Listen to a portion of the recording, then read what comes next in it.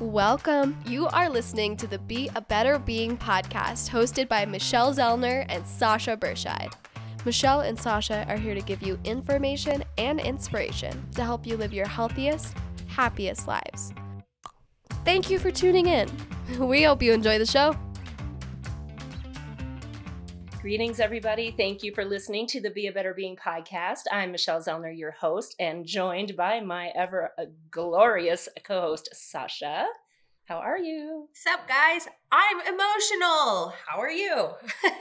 Wow, I love that shout back. What is it? Tell me a little bit about what that's all about. I just have this weird, just emotional, I am leaning into it, and all it is telling me is a lot of change is about to happening. And so the feeling of change makes me emotional, kind of unsteady, but I know that this feeling will pass, and I just need to absorb it and digest it and process it and walk through it.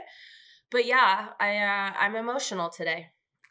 Well, so how about this? And we just talk about something super light and fun today. That would make me so happy. That would make me so happy. And I think we have the perfect topic. I know in our intro episode, we teased about our love of Bravo.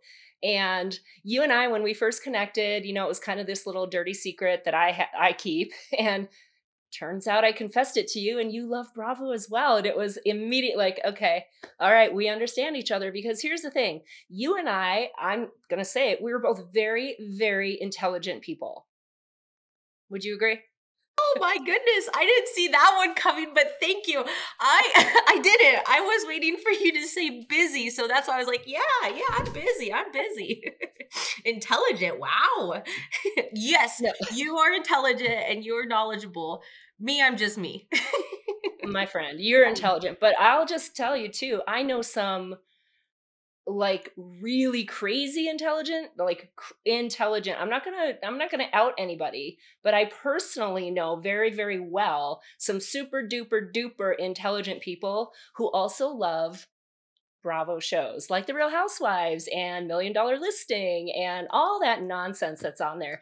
So when you and I were talking about this, I said, there has to be something based in science. How can really intelligent people be drawn into this garbage? Because let's face it, it's garbage. It's so garbage. It is so garbage, and I love it. It is my safe place. It is the place where I just I lose myself. I literally, I'm not there. I'm not present. It's wild. Well, and that's exactly why some of us get drawn into this. And so I looked it up, of course, and Psychology Today, very reputable resource, did an article on this. And that was one of the reasons people like maybe you and I turn to this is because you are so busy and you have a lot, you specifically, I'm talking to Sasha here, have a lot of moving parts, and a lot of them are very difficult, very challenging. They take your physical energy, your mental energy, your emotional energy all the time. You don't get a break from it. It's just not, you don't. And the reality is an escape from that. It's a little bit of I can shut my world out and go into this world. Would you say that's part of what draws you to it? Disgusting. I will sit there and I'll have drool because I'm watching Jen Shaw be Jen Shaw or whatever it is, right? It is my safe place. It is my happy place. Running also gets me in a zone almost. But Bravo TV is, oh man, it is a luxury. It is a pleasure, a dirty, guilty pleasure of mine. And I mean, there are a lot of shows on Bravo. I get sucked into The Real Housewives. So I got rid of cable years ago. I may or may not still have access to cable TV. I'm just saying. And there's somebody who is good enough to record some shows for me. And every time I bring a new one on, she's like, really? I'm like, yes, no judgment. Don't judge, because I know you watch these too. She just doesn't watch as many as I do. But it actually started way before Bravo for me. The whole kind of garbage TV started for me with Judge Judy. I didn't see that one coming. I love me some Judge Judy, and I have since I was a kid. And I don't know why, because we didn't grow up watching TV. That was You don't have time for that. Maybe a few shows at the end of the night before you go to bed, but we have school, we have gymnastics, we have chores. We don't have time for this other stuff. And in the summers, when I was home from school, obviously before I went to gymnastics, if I didn't, had all my chores done, let's see what's on TV. And Judge Judy, I just get drawn in. The people are real. The cases are real. The rulings are final. It's like, oh, this is so great, because it was always like the dumbest stuff.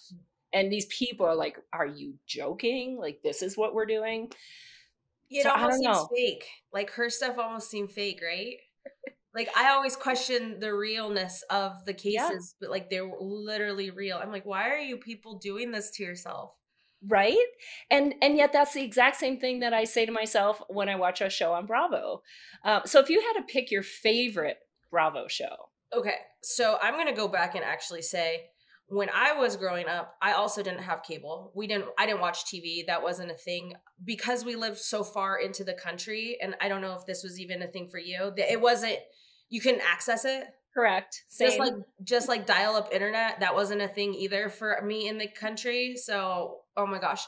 But I would say my first dabble into reality TV where I was glued, and I'm not talking, I'm a mature female that loves The Bachelor. I don't even watch that. Mine was The Rock of Love with Bret Michaels. Have you ever even heard of that? I've not even heard of that. Oh my gosh. It was on VH1 and I was in college, and in college they had television, and that is what I would watch. And I was obsessed with Bret Michaels dating all these other women who wanted to be rock stars with him. And yeah, so that was my first dosage of reality TV, and it's been downhill ever since. But so to answer your question, what is my favorite? It is without a doubt the Real Housewives series. I love Andy Cohen. I love what he's done with Bravo. But I would say out of all of the Real Housewives, I have the biggest crush on the New York cast. What about you? Yeah, that's definitely a big one. So I for sure have gotten totally sucked into all of the Real Housewives series. I did try to wrap my head around Real Housewives of Australia, and I couldn't do it. I just wasn't feeling it. There were a couple others as well, but pretty much if it's there, I'll watch it. Now, I don't sit down and watch it. Mm-hmm. It's just not, I'm watching it while I'm on the treadmill or while I'm food prepping, or, maybe if I have a really lazy day, or if I've been sick or I am sick, I'm like, okay, let me just veg out on some nonsense. So if it's on, it's just a lot of times it's the background story that I enjoy. But I have to say, the Below Deck series are my favorite. They are my favorite. They're funny. A lot of the Real Housewives stuff, there's just too much yelling and nonsense. And, that I could do with a little less of.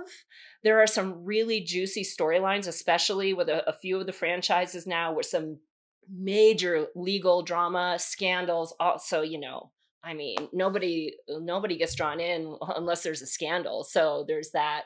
But the Below Deck stuff, it's just funny. It's fun. It's funny. The guests on Below Deck, there's that element to it. And then the crew making fun of the guests. And then, there's a lot of dynamics. So I always find myself laughing when I watch those. And I kind of like it for that reason. That's the only one that Andrew can stomach. And he says it's because there's like a business aspect to it and a business appeal to it. But if I have anything other on besides Below Deck, it's definitely a no-go. It's not happening for him.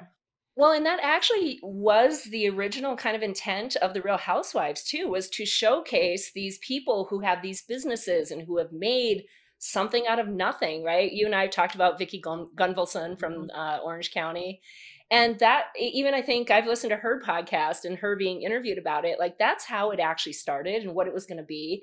And it's so fun to go back and look at those very, very first versions of Real Housewives, how normal they all look. Yeah. And then you see how the overuse of, cosmetic surgery and all the other things that are going on, and how they literally change physically in lots of different ways, sometimes unrecognizable from their first few years. so it definitely morphed and transitioned into something else. But I still do also like the business aspect and what do they actually do in their real lives, right? Because there's their real life and then there's their real life when they're filming. And I find it very hard to believe. I think we all know by now these are scripted shows, right? It is reality, but there's a tiny dose of reality with a whole bunch of script in the middle of it. Don't tell me that. Don't tell me that. Sorry, it's like I just told you the Easter Bunny. I know. Wait. Oh, wait, what? Never mind. What? No, but like the storylines, so taking a step back into even just this last year, I keep telling myself, and I think I've even told you this, like, what did I do to deserve such juicy and disgusting reality TV? But if you are doing something that you shouldn't be doing, the last thing you should do is put yourself in the limelight. Right. Like, what? Yeah. And I think that's part of the intrigue is the like, for the viewer being like, what are you thinking? And that actually was touched on in the Psychology Today article. It's for you and I who live normal lives to get to observe somebody else doing something completely crazy, nonsensical, because they are in such a different kind of bubble, right? They are so detached from reality. That's what's kind of funny about the whole reality. They're so detached from, I would say, the average person's reality, and yet it is their reality, right? And that's what does kind of get you drawn in to see like, okay, what are they going to do next? What kind of drama are we going to get ourselves all wound up about when, you know, you look at your life and you're like, huh, you think you have challenges? Like, hey, I'll trade you for a week and see how that goes, right? Yeah, I don't even think I'd want to trade them for a week. To be honest, the layers of psychology and manipulation and egos, and I when we discuss it like this, it truly makes me feel bad for them, right? Because at what point does your character just never break? And then now all of a sudden, you know, you have to have a glam squad and you can't go out in public because you're so fabulous. But like all of this is so self-loathing. It's all internal. And what I have learned from just the brief stint on life is that if you're not serving and you're not doing community with others, you're not really living. And so yes, it does help entertain me and it allows me to escape. But at the end of the day, I just have a lot of empathy and compassion for these people who are so out of it, out of reality, out of check, are so egocentric and egomaniacs. And but I mean, it's great for my selfishness, right? For my pleasure and my entertaining. But at the end of the day, they're not helping the world. And I think that's what we're truly here to do, is to help serve and be in community with one another. No, I totally agree. And I do often get done watching that and being even more grateful for my simple life. You know, I think sometimes we do get in this fantasy and, oh, if we had more money or if we could afford the in-home chef or if I could go and work out every day for as long as I wanted to, my life would be so amazing. And, you know, life is what you make it. Life is your life. And more does not equal better. That is the truth. And I mean, I've lived in Denver for almost 25 years plus. I've been around very wealthy people. I used to do in-home personal training. I mean, you're not somebody who doesn't make any money and hires an in-home trainer. That was really my first introduction to this other kind of existence, because growing up in small town Wisconsin, I mean, that level of wealth doesn't even exist. At least back then it didn't. For sure, it probably does now. But, you know, entering these homes with these doors that are literally 3 times my size and thinking, this is your life. And I actually found myself kind of getting a little bit too big for my britches, because I'm in this world with people consistently. Well, now I am this world. I am part of this. And it didn't last long because it feels yucky, quite honestly. And I know my roots. I know what's important to me and what's not. And, you know, when you get kind of drawn into that, you can be mesmerized really easily if you don't have core values, and you kind of get a little bit detached from those core values because you've had a taste of a different kind of life that's exciting and different and you can do whatever you want. But because I was also very immersed in their lives, I saw the ugliness. I saw the dark side in real time, never directed towards me, but going on towards other people who worked for them, family members, whether it was their kids or a significant other. I saw it and I was like, okay, this is really good for me to see that backside of it that most people don't, because you see the front. Oh, this great person, and they do so much for everybody because they can, and yet there's so much else going on behind the scenes. So are we allowed to play a game? We're allowed to do whatever we want, okay. my friend. Who would be the one? That was my first question. Who would be the one person from Bravo, given all of that you just said, that you would least want to meet? So the person that you're like, I would never want to run into them. I know this is a really big question. And then the second part is, who would you want to meet given all of that you just said? I mean, to narrow it down to one for each, that's hard. And wow, we're talking about at least 100 different people. I got to go back in the vault. So yeah. I don't know that this is going to be 100% accurate, but who I would definitely have zero interest in spending time with, I would say probably Tamra Judge. Yeah. I've gone back and forth on her. You know what? I take that back. It's Shannon. Shannon that was my answer too. Sorry, it's Shannon. Yep. Out of all of the characters and all the women, I just have I want to hug her. That's where I want to meet her. I want to meet her in the human level and just be like, girl, stop. You don't have to do this. But she kind of frightens me because she's not using her magic for the purpose that she was created to do. Yeah. And I think a lot of that was seen this last semester season. Thank you. I think they call it because you aren't Heather. You weren't intended to have Heather's life. You aren't stop gossiping, stop doing these things, just focus on you. Misery loves company, and so stop doing that. And the good part in us wants to see these people grow and evolve and learn, right, and change. And Shannon never has, ever, right? Always comes back. It always circles back.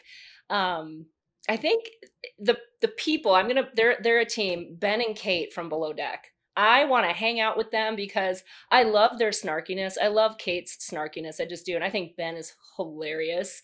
And it reminds me of the fun party Michelle that I used to be. And to maybe just go back in time and have a wild and just crazy drunk night out with them, I think probably would be amazing.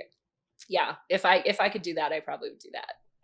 My person I would pick would be Bethany Frankel. So Bethany, I hold her she's one of my mentors. She doesn't even know it.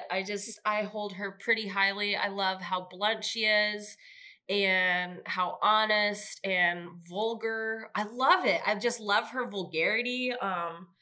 And she is just a boss babe on a mission to keep rolling no matter how many punches she gets. I admire that about her. Yeah. Well, and I admire her as well. And I think, what's interesting now, this is such a cottage industry. There's actually entire YouTube channels and hosts who simply break down Bravo shows. That's what they do. Mm-hmm. And yes, I've watched them because sometimes I don't have time to get caught up on all the episodes. So let me just hop in on, Up and Adam with Adam and see what's happened. And I get all caught up. But yeah, there's some interesting stuff going on with Bethany and about Bethany and all kind of some of that back end stuff. Mm-hmm. But, it's a thing when you get all these very dynamic women, right? Because that's what they are in their own way. They're all very dynamic and you get them together. I mean, that's the point. Personalities are going to clash. Things are going to clash. And that's what makes it interesting. So it keeps you coming back okay, what's going to happen next? Another thing that the Psychology Today article highlighted was that there are elements of it that either, like I just said, oh, it reminds me of kind of a piece of me that I know is super fun and I can live again vicariously through it. Or there are pieces of what's being portrayed that are really inspiring and motivating. Because for all the garbage that goes on, there are some really inspiring, motivating, creative things that are going on as well. And, you get ideas of what you want to do or a situation you would handle.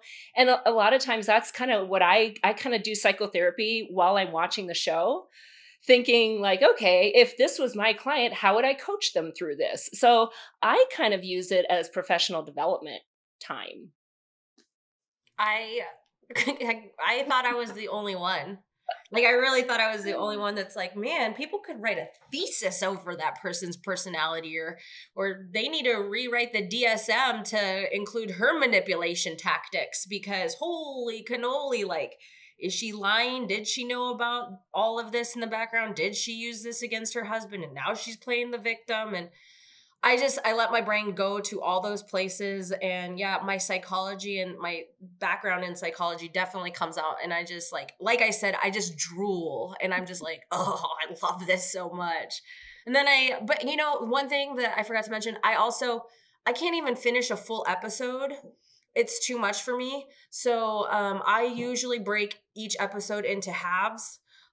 It's just a lot of energy and a lot of turmoil for me. So I do take myself there, but I usually split everything up into halvesies. Well, and that's why I love the fast forward button, because when it starts just rehashing something over and over, I'm like, okay, seen it. Next, what's next? And so I might even go through an episode in about 15 minutes, because sometimes literally the episode is all rehashing. So I think sometimes they get a little light on material and they're like, let's just replay what we've already said and done 19 times. But yeah, that's the beauty of the technology that we have today. We can still, get what we need, but do it on our time and in the way that we need it, and the dose that we can handle it and still enjoy it. I am so thankful we talked about this today. Like, honestly, going into this, I was like, if we would have talked about anything else, I would have cried the entire time. But here I am. I'm like uplifted, even just thinking about the mess that anyone has created on there.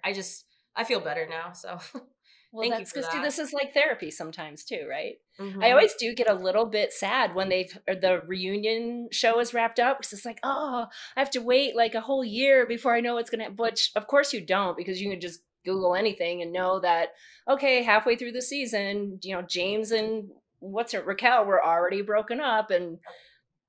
But I try not to spoil those things for myself. I want to watch it play out and see what happens.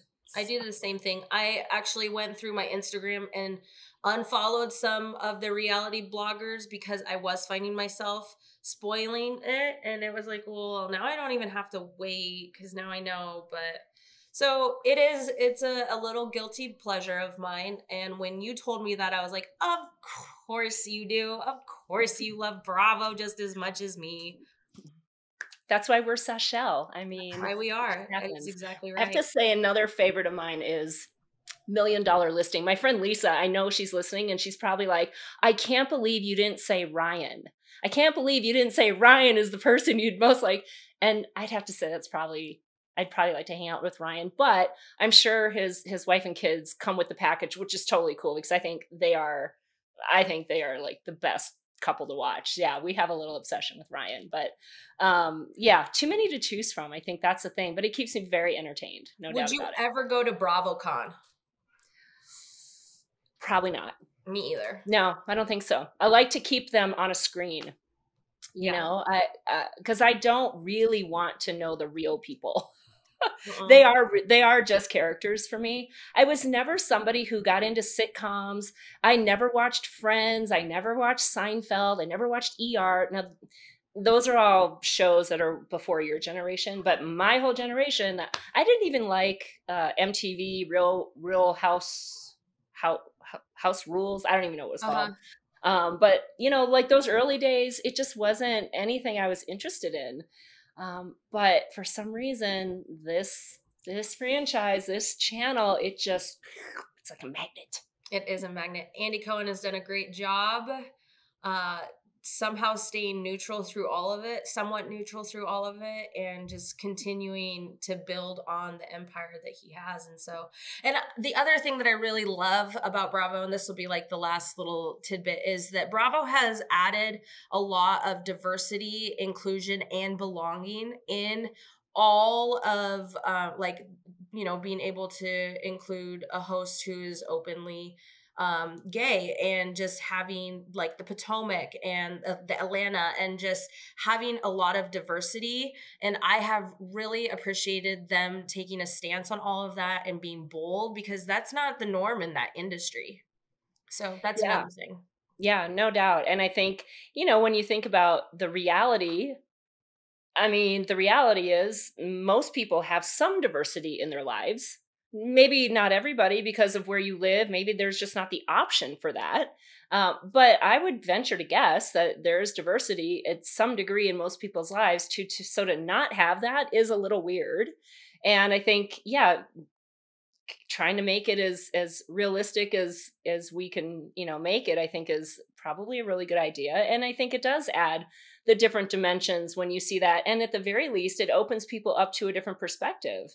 Right? Because if we are in this world where we should be learning about other people and about other cultures and about other lifestyles, well, then if you're having a reality show, I think that's probably a good thing to do. So yeah, I appreciate that as well. I think, you know, what I was hoping in this conversation was just for us to get to gush about something that we feel a little bit silly for and a little bit guilty. Like even my parents are like, Michelle, you watch that. I'm like, hey, okay, I'm going to stop that.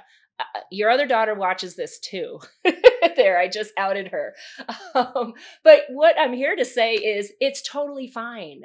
It's fine. It doesn't have to be a guilty pleasure. It can just be a pleasure. There's nothing wrong with saying you like to watch garbage, right? It's what you do with that garbage that is probably going to matter the most. If you can watch it, enjoy it, get something out of it, fill your bucket in whatever way it fills you, and then go and live your real life, I think there's nothing wrong with that. There's certainly worse things to do.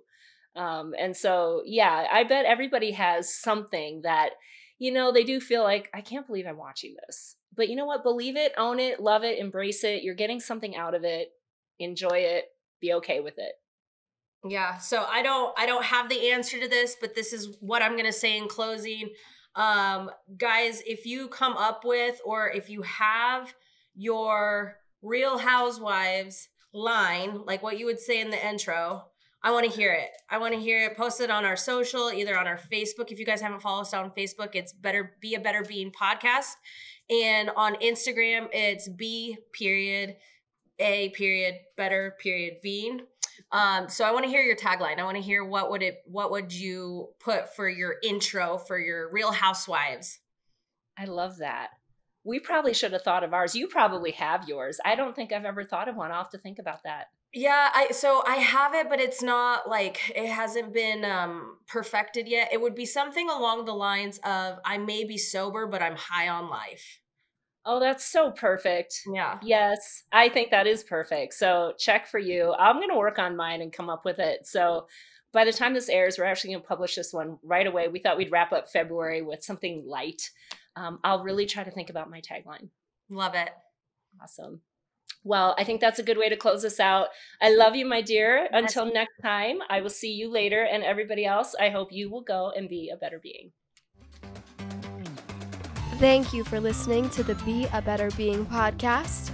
Michelle and Sasha hope that what you heard today inspires you to embrace this journey of life with an open mind, a kind heart, and a willingness to learn and evolve. If you enjoyed the content, please help spread their message by subscribing, sharing, and leaving a 5-star review. If you have a show topic idea or would like to be a guest, please visit betterbeings.net and fill out a contact form. Until next time, go and be a better being.